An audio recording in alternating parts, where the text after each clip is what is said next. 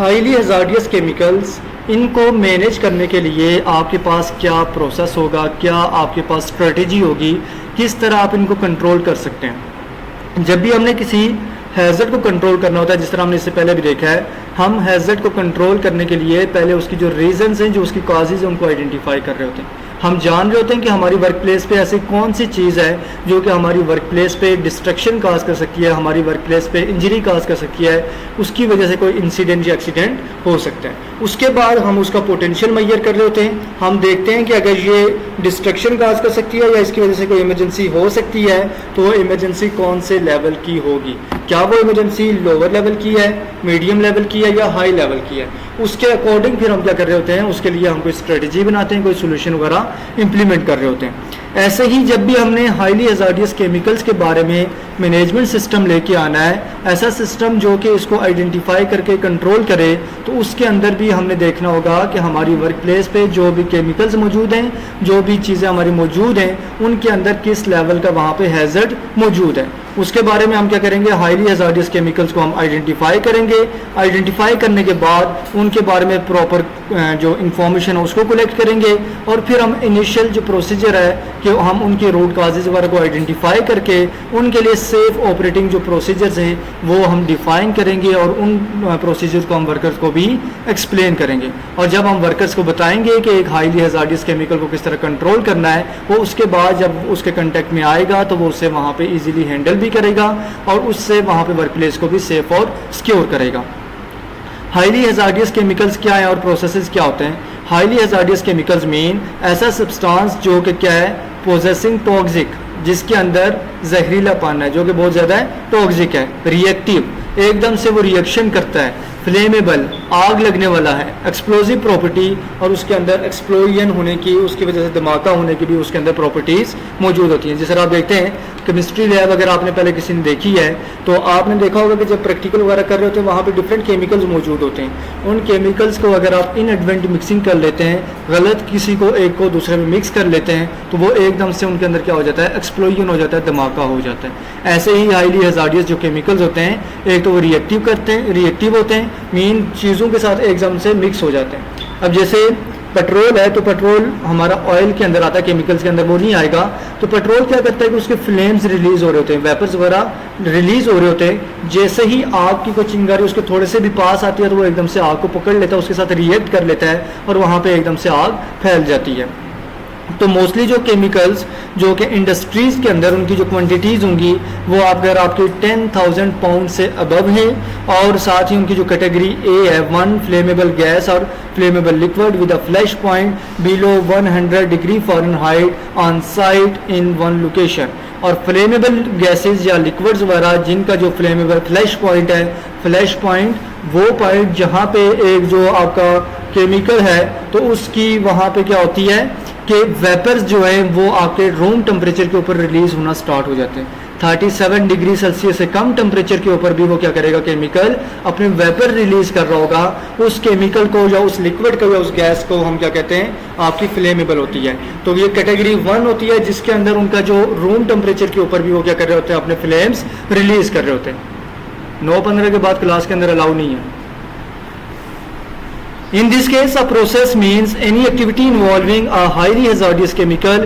इस प्रोसेस के अंदर इसका मतलब ये हो गया कि कोई भी ऐसी एक्टिविटी जिसके अंदर हाईली हजार्डियस केमिकल्स मौजूद हैं, इंक्लूडिंग एनी यूज, जिसका कोई भी इस्तेमाल हो सकता है, उसको स्टोर किया जा रहा है, मैन्युफैक्चरिंग की जा रही है या उसको हैंडल किया जा रहा है, उसे वहाँ एक जगह से दूसरी जगह मूव करवाया जा रहा है, तो या इनमें से कोई एक्टिविटी जो है उनका कम्बिनेशन है। जैसे अगर एक कंपनी इनको मैन्युफैक्चरिंग करी है, वो इनको स्टोर भी करती है, वो इनको ट्रांसपोर्टेशन का भी काम कर रही है, वो 2-3 काम मिक्स हो गए। अब तीनों लेवल्स के ऊपर उसे क्या करना पड़ेगा, इस केमिकल्स को वहां पे देखना पड़ेगा कि इसके साथ कौन सा वहां पे हैजर्ड कनेक्टेड है और किस तरह उसको कंट्रोल किया जा सकता है। तो ये हमारे पास क्या होता है कि हाईली हजार्डियस केमिकल्स कौन से होंगे जो किसी इंडस्ट्री के अंदर या किसी वर्क प्लेस के ऊपर उनकी क्वांटिटी 10,000 पाउंड से अबव, 10,000 पाउंड है या इससे अबव है, और उनका जो फ्लैश पॉइंट है, कोई भी अगर लिक्विड वगैरह की लिक्विड या गैस फॉर्म के अंदर मौजूद है, उनका फ्लैश पॉइंट 100 डिग्री फ़ारेनहाइट या सेल्सियस के अंदर देखें तो 37 डिग्री सेल्सियस इससे नीचे हो,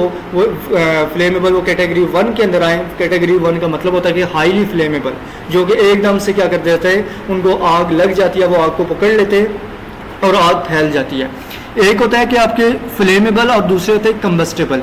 फ्लेमेबल का मतलब ये होता है कि जो जस्ट उनके पास चिंगारी या कोई आपका हीटिंग सोर्स पास लाने की वेट होता है, लेकिन कंबस्टेबल मटेरियल वो होता है कि जिसको आप हीट अप करते हैं, उसके बाद वो अपने वेपर रिलीज करता है, उसके बाद उसे आग लगती है। जैसे लकड़ी है, लकड़ी के पास आप लाइटर जला के छोड़े एकदम से आग नहीं लगती, कुछ टाइम लेती है। उस टाइम के बाद वो उसका टेम्परेचर चेंज होता है, टेम्परेचर चेंज होने के बाद उसके वेपर रिलीज होते हैं, वेपर रिलीज होने के बाद फिर उसके वेपर्स क्या करते हैं, आग को पकड़ते हैं। तो जबकि पेट्रोल जो उसके पास जस्ट लाइटर जला के आप पास करेंगे तो वो एकदम से आग पकड़ लेते हैं। एक फ्लेमेबल आ गया, दूसरा क्या हो गया, कंबस्टेबल। कंबस्टेबल का जो टेम्परेचर होता है वो उसके अंदर लिक्विड वगैरह भी हो सकता है, उसके अंदर सॉलिड पार्टिकल्स भी हो सकते हैं। उनका जो हीटिंग टेम्परेचर होता है, जो उनका फ्लैश पॉइंट होता है वो 100 डिग्री फ़ारेनहाइट से अबव होता है। 100 डिग्री फ़ारेनहाइट या 37 डिग्री सेल्सियस से अबव होगा तो वो हमारे कौन से मटेरियल होंगे, कंबस्टेबल मटेरियल होंगे।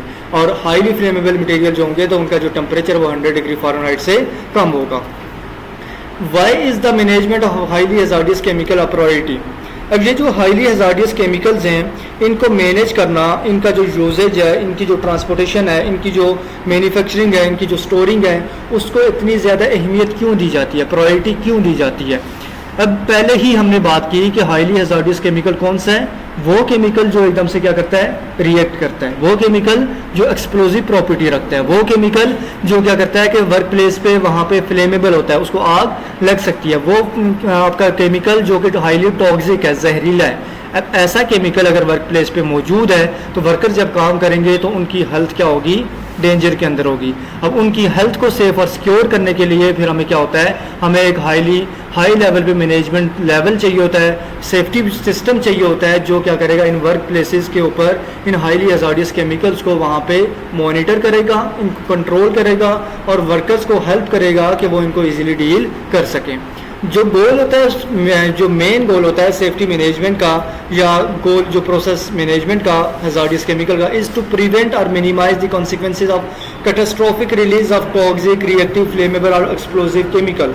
अब जो मेन जो गोल है, जो मकसद है इस मैनेजमेंट का, वो यही है कि जो हाईली हैजार्डियस केमिकल्स हैं इनको रोका जाए। किससे रोका जाए कि ये वर्क प्लेस पे वहाँ पे रिलीज़ हो जाए, इनकी वजह से वहाँ पे इनकी टॉक्सिक जो लेवल है वो वहाँ पे फैल जाए, एक्सपोज हो जाए, या इनकी वजह से आग लग जाए या धमाका वगैरह हो जाए। इन चीज़ों को रोकने के लिए वहाँ पे management process safety management launch किया जाता है।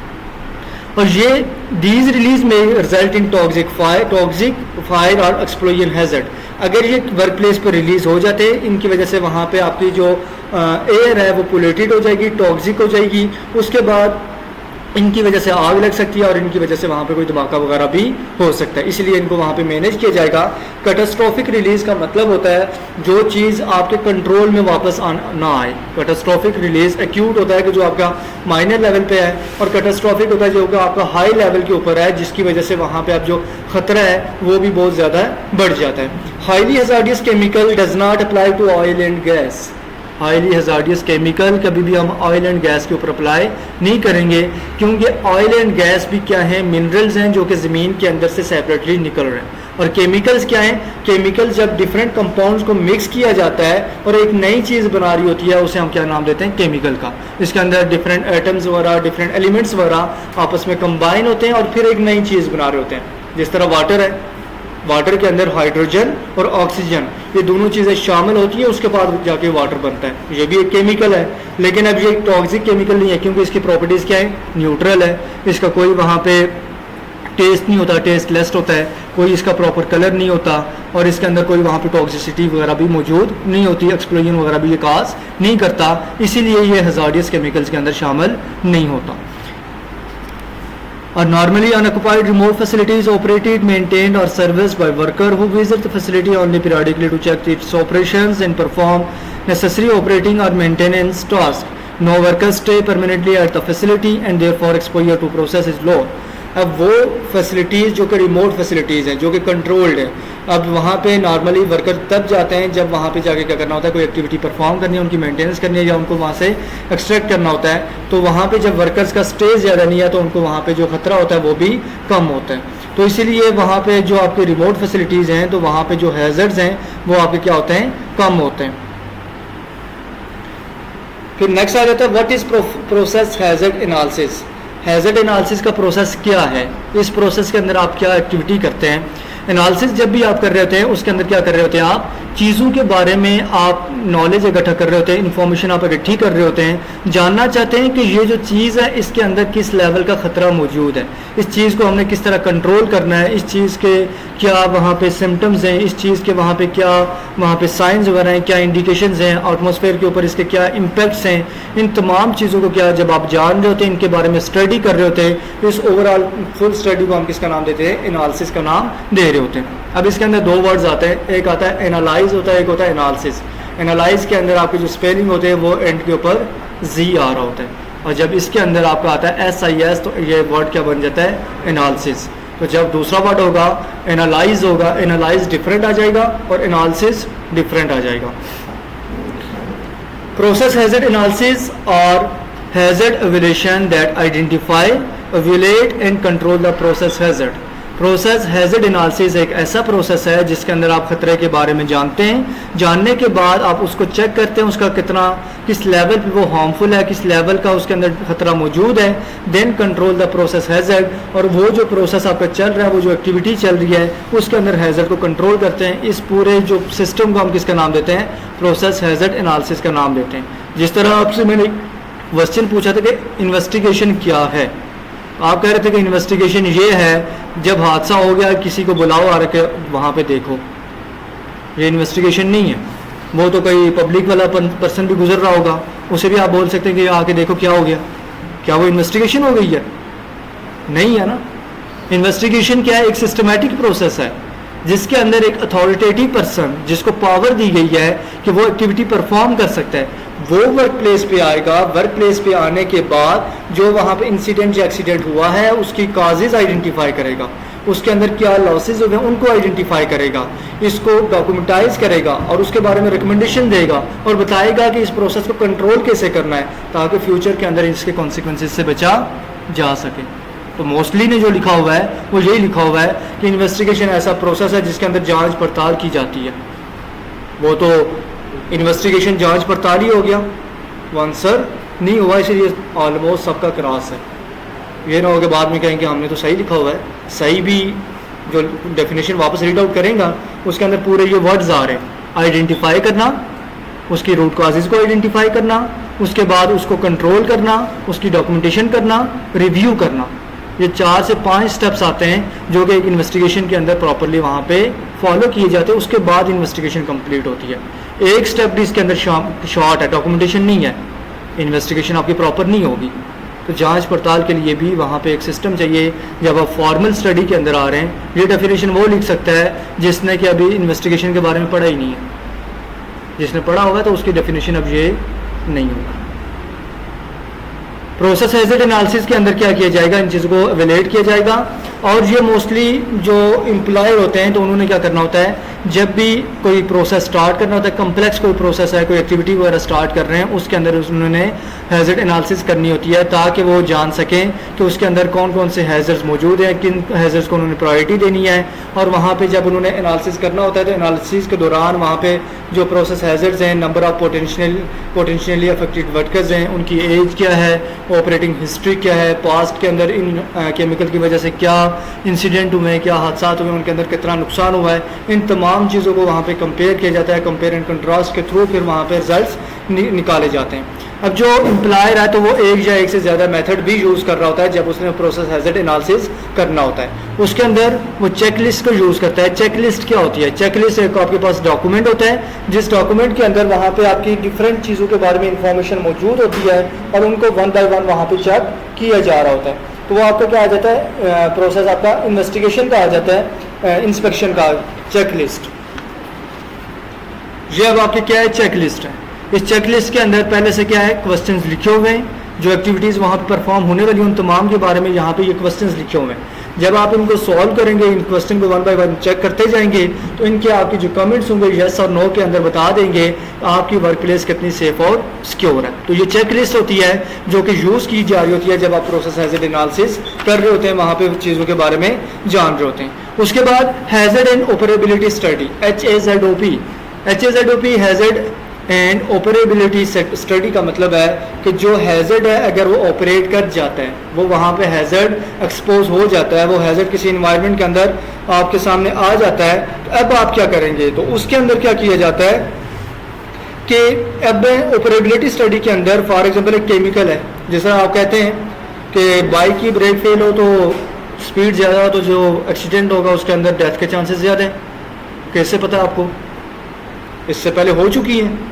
वर्कर जो राइडर्स थे वो बाइक चला रहे थे, ओवर स्पीडिंग कर रहे थे, ब्रेक फेल हो गई, उनका एक्सीडेंट हो गया, उनको ब्रेन इंजरी हो गई, हेड इंजरी हो गई, या उनकी डेथ्स वगैरह हो गई, या उन्हें ऐसी इंजरी हो गई जिसने उनकी जो नॉर्मल लाइफ है उसको डिस्टर्ब कर दिया।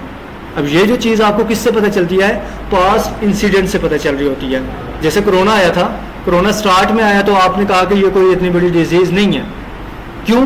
अब इससे पहले इस तरह की कोई एक्टिविटी आपके सामने हुई नहीं थी, आपको पता नहीं था, लेकिन जैसे ही उसने तबाही मचाना शुरू की तो थोड़े ही टाइम के बाद आपको पता चल गया कि ये क्या है, एक हज़ार्डियस थिंग है।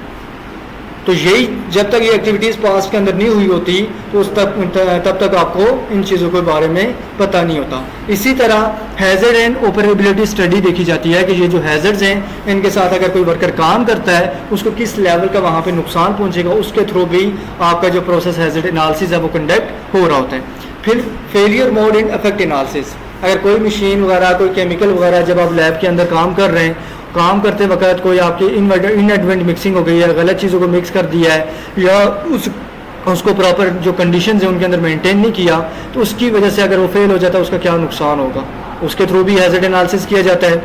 फिर आपका फेलियर मोड इफेक्ट एनालिसिस, आपका जो फॉल्ट ट्री एनालिसिस आ जाता है। फॉल्ट ट्री एनालिसिस के अंदर देखा जाता है कि जो आपका प्रोसेस चल रहा है उसके कौन से स्टेज के ऊपर वहाँ पे इशू आ रहा है। जैसे प्रोसेस का इनिशियल लेवल होता है रॉ मटेरियल को कलेक्ट करना, फिर उसके केमिकल रिएक्शन करवाना, केमिकल रिएक्शन के बाद उसकी वहाँ पे प्रॉपर मेंटेनेंस करना, मेंटेनेंस के बाद उसकी स्टोरिंग करना, स्टोरेज के बाद वहाँ पे उसको ट्रांसपोर्ट करना, ट्रांसपोर्टेशन के बाद आगे कस्टमर को देना और कस्टमर यूज़ करेगा।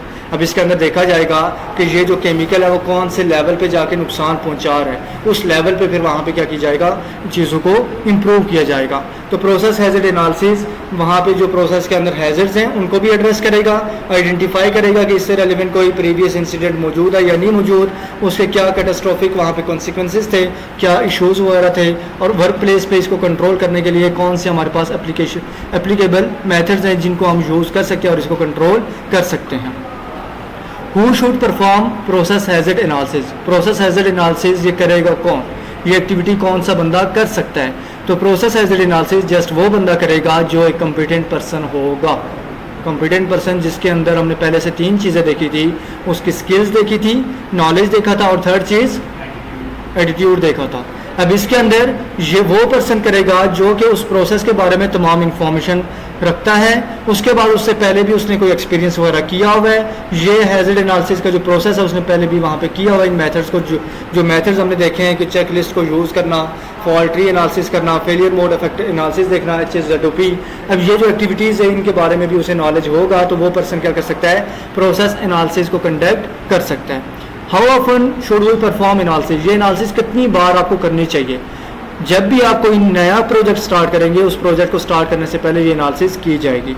उसके बाद अगर आपकी वर्क प्लेस के ऊपर वहाँ पे 5 साल गुजर जाते हैं, 5 साल के बाद आप क्या करेंगे, अपनी वर्क प्लेस पे अगर वही एक्टिविटीज़ आपकी चल रही हैं, 5 साल के बाद फिर आप क्या करेंगे, प्रोसेस हैज़र्ड एनालिसिस को कंडक्ट करेंगे। 5 साल कब से, जब आपने फर्स्ट टाइम किया, और फिर उसके बाद जो 5 साल आपके पूरे हुए उसके बाद फिर आपने हैज़र्ड एनालिसिस का प्रोसेस वहाँ पे कंडक्ट करना होता है, और इसके अंदर वहाँ पे आइडेंटिफाई करना होता है कि कौन कौन से लेवल के वहाँ पे हैज़र्ड्स वगैरह मौजूद हैं। What are the process safety information requirement, जब भी प्रोसेस हैज़र्ड एनालिसिस कंडक्ट करना होगा तो उसके अंदर कौन कौन सी जो इन्फॉर्मेशन है जो कि रिक्वायर्ड होगी जब आपने एनालिसिस करना होता है, चीज़ों को एनालाइज करना होता है, और एम्प्लॉयर ने जब भी इस चीज़ को करना होता है तो उसके पास क्या होना चाहिए, रिटन फॉर्म के अंदर तमाम इन्फॉर्मेशन अवेलेबल होनी चाहिए जो कि वहाँ पे वो यूज़ करेगा, स्टैंडर्ड्स उसके पास अवेलेबल होनी चाहिए ताकि वो प्रोसेस सेफ्टी को वहाँ पे इफेक्टिव वे के अंदर यूज़ कर सके, और जो भी केमिकल्स हैं उनके अंदर जो हैज़र्ड्स हैं उनको अच्छे वे के अंदर आइडेंटिफाई कर सके। This process process safety information include. अब ये जो रिटन फॉर्म के अंदर जो इन्फॉर्मेशन आपकी इंक्लूड होगी, इसके अंदर सबसे पहले आपके जो information about hazards of highly hazardous chemicals, कि जो आपके हाईली हजार्डियस केमिकल्स हैं उनके वजह से क्या ख़तरात हो सकते हैं, उनकी information on technology of the process, उस प्रोसेस के अंदर कौन सी टेक्नोलॉजी यूज़ की गई है उसकी आपके पास इन्फॉर्मेशन चाहिए। Information of equipments in process, उस प्रोसेस के अंदर कौन से इक्विपमेंट्स यूज़ किए जा रहे हैं। उसके बाद hazard information consist of the at least following, और हैज़र्ड के अंदर जो आप केमिकल से रेलिवेंट जो हैज़र्ड है, कि जो आप हैज़र्ड जानने की कोशिश कर रहे हैं कि कितना नुकसान हो सकता है, वो जो हैज़र्ड है उसके अंदर इन चीज़ों की इन्फॉर्मेशन होनी चाहिए।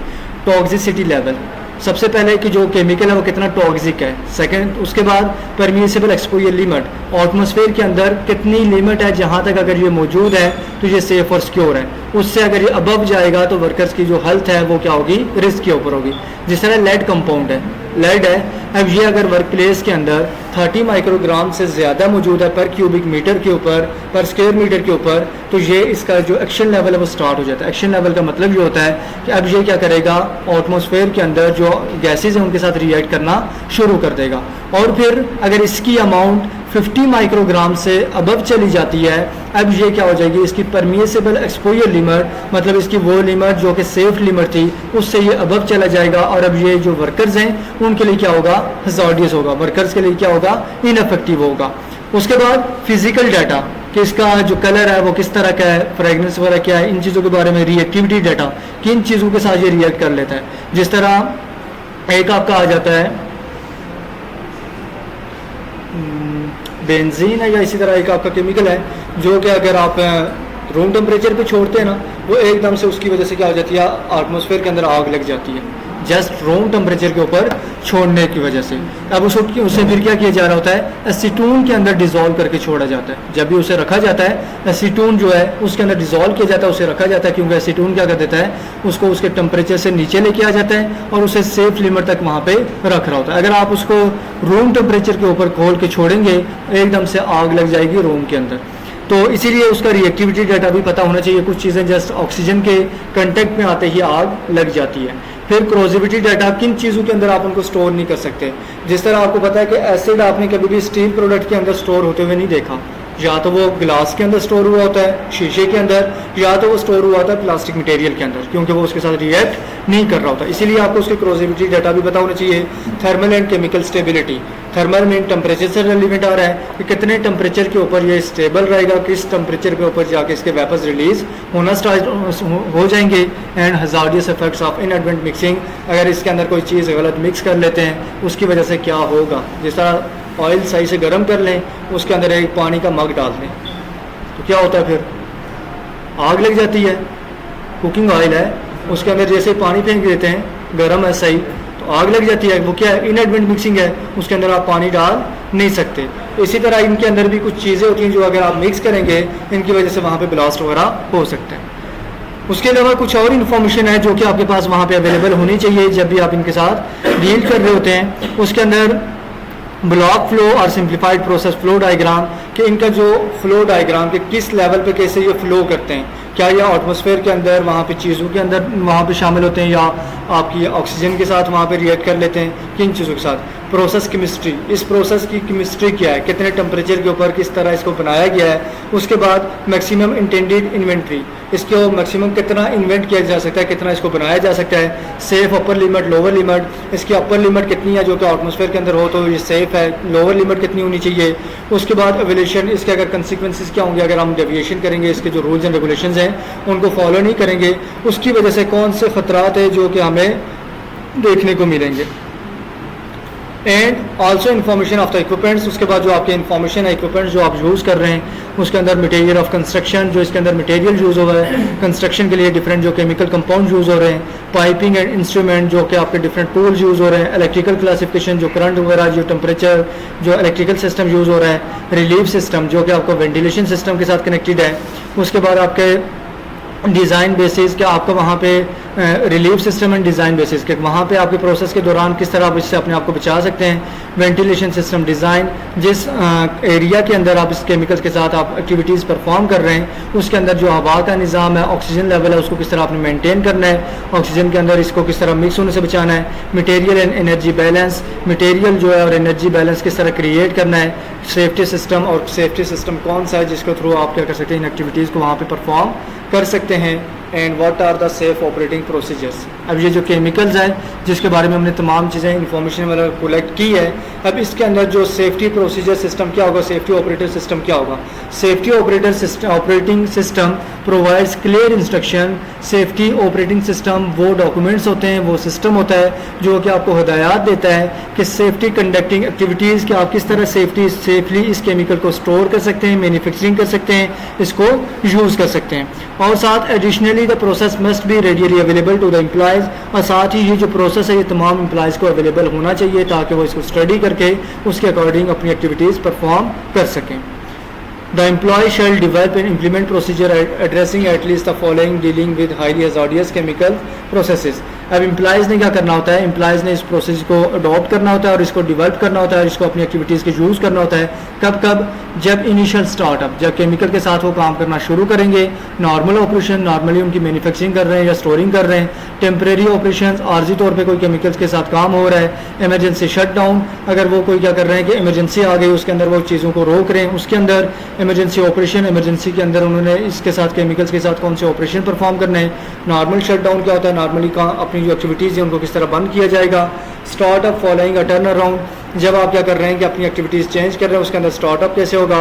ऑपरेटिंग लिमिट, इन केमिकल्स की ऑपरेटिंग लिमिट क्या है। उसके बाद कॉन्सिक्वेंसेज ऑफ डेविएशन, डेविएशन के क्या वहाँ पे असरात होंगे। स्टेप्स रिक्वायर्ड टू करेक्ट और अवॉइड डेविएशन, इसके अंदर कौन कौन से स्टेप्स हैं जो कि यूज़ किए जा सकते हैं जिसके थ्रू वहाँ पे डेविएशन वगैरह को अवॉइड किया जा सकता है। And step required safety and health consideration, safety और हेल्थ के बारे में कौन कौन से रूल्स एंड रेगुलेशंस हैं जो कि वहाँ पे आपने फॉलो करने होते हैं। And properties of hazard presented by the chemical, chemical से रेलिवेंट जो भी हैज़र्ड्स हैं, जो खतरात हैं, उनकी क्या प्रॉपर्टीज़ होंगी।